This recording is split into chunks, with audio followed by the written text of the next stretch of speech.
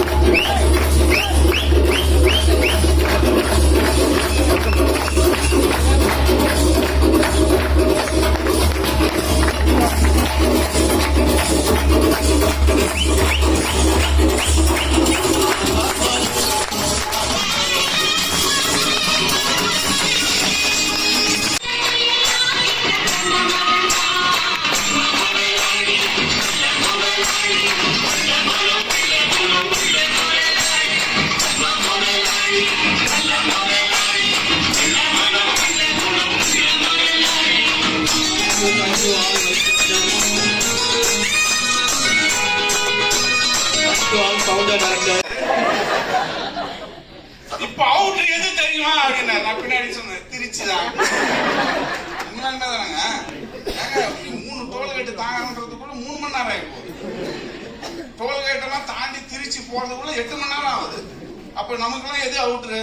திருச்சி தான் அவுட்ரு. அப்ப செங்கல்பட்டுன்றது இத வேற பேசணும் பொழுது ஒரு மனுஷன் எத்தினிதான் ஞாபகம் வச்சு ஒரு நியாயம் வேணாமா? ஏற்கனவே நான் சொல்றேன் ராணி கிட்ட பத்தி அம்மாவுக்கு எக்ஸ்பிளைன் பண்ணுவீங்க.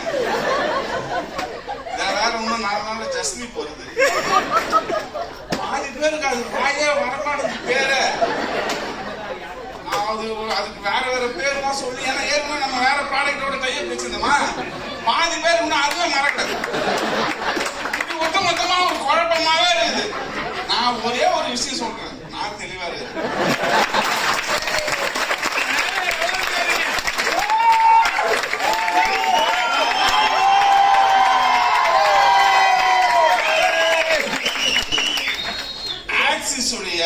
One and only concept Babu sir எனக்கு சொல்லி கொடுத்த ஒரே ஒரு விஷயம் தான்.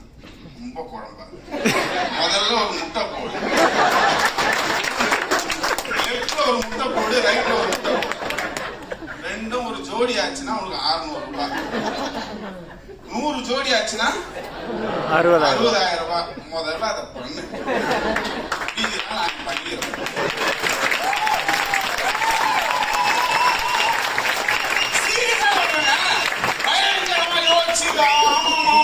போன வாரம் வரைக்கும் வந்து ட்ராலி இந்த வாரம் வாட்சி இப்ப நாளைக்கு காலைல போனீங்கன்னா இந்த சைட்டு பேரை மறந்து போச்சு. அந்த சைட்டு பேரை சொல்லினே சுத்தி திடீர்னு நைட்ல 12 மணிக்கு சாரியன்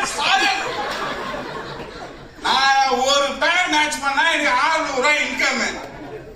60 பேர் நான் 100 பேர் மேட்ச் பண்ணா 100 பேரை மேட்ச் பண்ற வேலையை மட்டும் நீங்க பாருங்க. மீதி எல்லாத்தையும் உங்க கூட வந்து நாங்க பார்த்துருந்தேன்.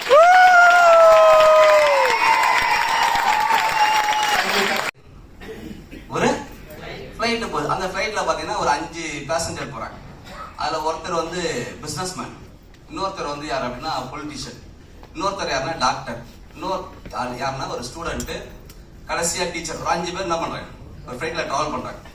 திடீர்னு ஒரு அனௌன்ஸ்மெண்ட், ஃபிளைட் வந்து செயலர் வந்து போகுது, கொஞ்ச நேரத்துல என்ன ஆக போகுது, விபத்தாக போகுது. நீங்க என்ன பண்ணுங்க, நாங்க எஸ்கேப் ஆக போறோம், எங்களுக்கு பேரஷூட் நாங்க எஸ்கேப் ஆக போறோம், நீங்க எஸ்கேப் ஆகணும் எஸ்கேப் ஆகுங்க. ஆனா மொத்தமே வந்து நீங்க 5 பேர் இருக்கீங்க, ஆனா 4 பேராஷூட் தான் இருக்கு அப்படின்னு சொல்லிட்டு அவங்க வச்சிடும். கொஞ்ச நேரத்துல எல்லாருக்கும் பதட்டம் வருது. அப்போ வந்து அந்த டாக்டர் இருக்கார்ல சொல்ற, சார் நான் டாக்டர், நான் கண்டிப்பா உயிரோட இருந்தாகணும், நான் உயிரோட தான் நிறைய பேர் காப்பாற்ற நான் கிளம்புறேன் அப்படின்னு சொல்லிட்டு அவர் என்ன பண்றாரு, ஒரு பாராஷூட் எடுத்து குச்சிடுறாரு. அதுக்கு அடுத்து வந்து பிசினஸ்மேன், நான் கண்டிப்பா நான் இருக்கணும், என்னால நிறைய பேர் குடும்பம் வாழ்ந்துட்டு இருக்கு, நிறைய பேர் சம்பாதிச்சிருக்காங்க, நாட்டோட பொருளாதாரம் என்னால டெவலப் ஆகுது, அதனால நான் இருக்கணும்னு சொல்லிட்டு அவன் என்ன பண்றான், குச்சிடுறான். 3வது ஒரு ஆள் யார் அப்படின்னா பொலிட்டிஷியன், ஐயோ நான் கண்டிப்பா இருந்தா அப்படின்னு சொல்லிட்டு அவன் என்ன பண்றான், ஒரு பேக் எடுத்துட்டு குச்சிடுறான். கடைசியா 2 பேர் இருக்காங்க, யாரு, ஸ்டூடெண்ட்டும் டீச்சரும் இருக்காங்க.